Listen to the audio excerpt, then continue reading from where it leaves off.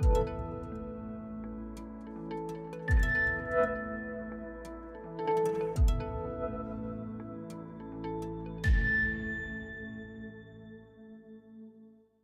great majority of people across the political spectrum, except for Tea Partyists, understand that climate change is real, accept that it's anthropogenic, human-caused, and believe we need to do something about it. And oddly, a lot of people say they've been affected. They believe they've been affected by it, and the weather is being affected by it. The reason it doesn't register higher politically, there are other things on people's mind, jobs in the economy and all of that.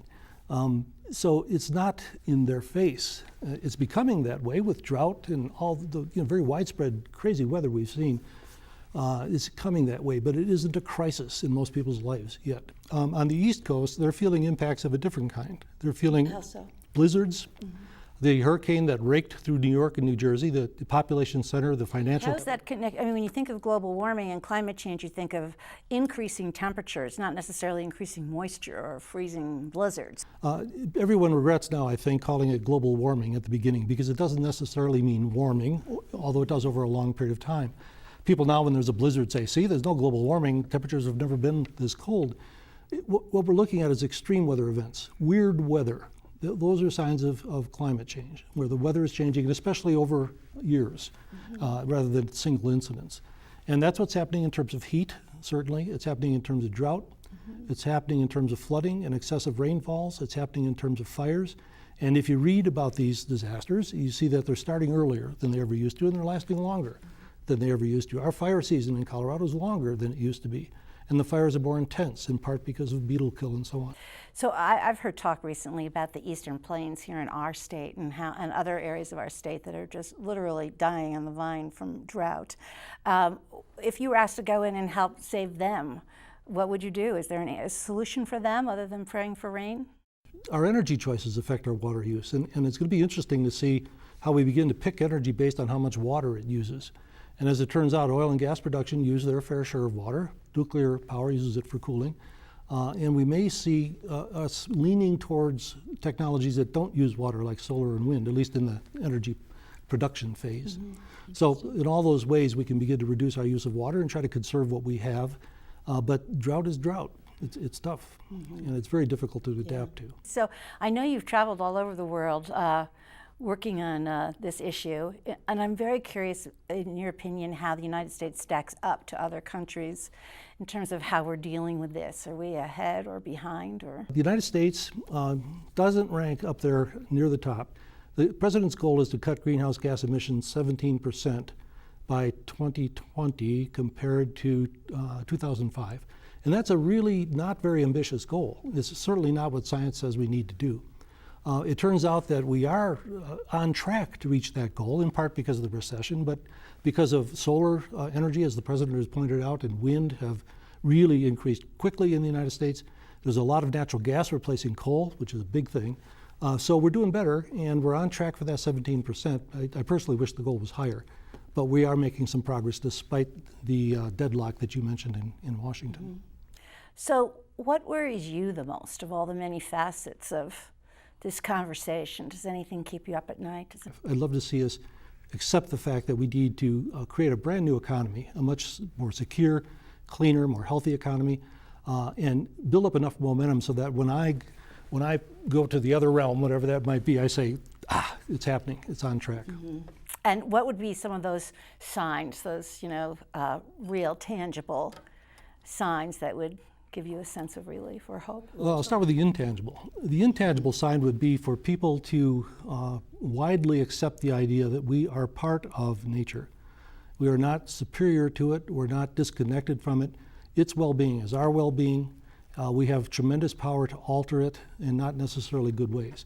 When we understand that we're part of that ecology, it'll change, I think, our ethic for what we do. And I think that's the fundamental thing that needs to change. Because the best power plant ever devised is 93 million miles away, delivers this energy for free in 8 minutes, and there's a 5 billion year supply. What could be better? But why doesn't it have more traction? In part because solar has been expensive, even though the fuel is free. That's being remedied now very gradually. Wind is now competitive in many parts of the country. But the biggest change is, or the biggest barrier, is the oil industry, which is making huge profits. It really doesn't want to yield the stage or the market to solar, wind, and so on. So it's got tremendous influence and clout in Washington. It's got tremendous money, and it perpetuates fossil favoring policies. It's protecting its turf. It is. I'd love to see that industry help us make that transition and learn to profit from it and use all the expertise and all the resources and capital it has to become viable businesses in the new clean energy economy. But we'll see if that happens. So that's the biggest barrier right now, I think. So you've written a book called A 100-Day Action Plan to Save the Planet. Yeah, humble little title. Give me some examples of some of those 100 things that the layperson could easily do. Things that people can do in their own lives, I think we've heard quite a bit. And I hear people saying, well, Al Gore's movie didn't tell us what to do, and we, what do we do? There are all kinds of lists on the internet. People have been working on this for a long time. It ranges from the old turn down your thermostat a little bit, to planting trees so your house is naturally cooler, to putting in lighter surfaces in inner city areas to reduce what they call the urban heat island effect, urban forestry. In our own lives, it also includes turning down our water heaters, keeping our tires inflated, insulating or at least weather stripping our homes, caulking here and there, and on and on and on. We have power as consumers that we need to exercise. We need to buy products that are certifiably less greenhouse gas intensive than others. Get a Prius if you can afford to get a new car. It all makes a difference, yes? Well, people ask me that all the time. What difference can I make? And all I can say about that is that the place we're in today is the result of each of us making decisions every day about how we use energy or that have an impact on energy. And the solution is going to be the same thing. It's going to be each of us learning to use energy more consciously and being conscious of climate change and the legacy we're leaving our children. If you had a room full of middle school students or high school students, what would you say to them? How would you direct them? So I had the pleasure of speaking at the World Youth Congress a couple of years ago in Rio de Janeiro, and had many of these young people come up to me and ask questions about where they could go and what they could do. And I think many of them want mentors. They want people from our generation who have addressed some of these problems to help them cut to the chase and not have to go through the same learning curve. The first place I would ask a young person to go is home. We remember the influence that the anti-smoking thing had, where children were influencing their parents to stop smoking. I think we need that kind of campaign too. I think our kids have a big influence on their parents, so that's one place.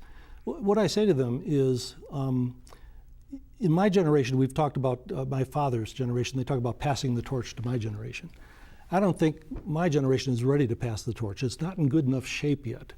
And so what I tell them is that there's going to be two hands on this torch. The generation coming up and the old guys who aren't ready to give up the fight yet.